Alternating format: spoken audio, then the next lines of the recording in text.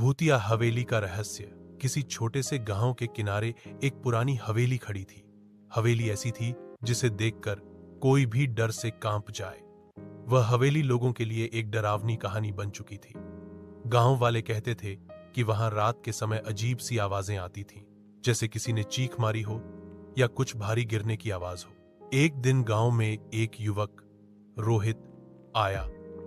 उसे सुनकर अजीब लगा कि लोग इस हवेली से डरते हैं। वह निडर था और उसने तय किया कि वह रात को उस हवेली में जाएगा और इसके रहस्य का पता लगाएगा।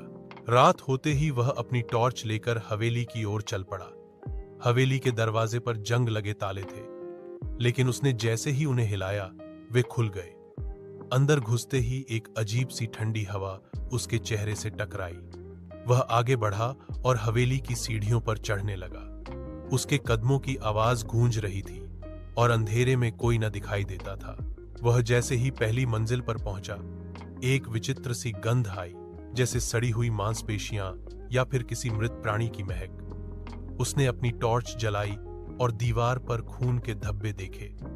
उसका दिल जोर जोर से धड़कने लगा, लेकिन वह रुका नहीं और अंदर बढ़ता चला गया। तभी अचानक एक गहरी आवाज आई, तुम यहां क्यों आए हो? रोहित ने घबराकर चारों ओर देखा, लेकिन कोई दिखाई नहीं दिया। आवाज फिर से आई, तुमने जो करने की सोची वह बहुत बड़ा पाप है।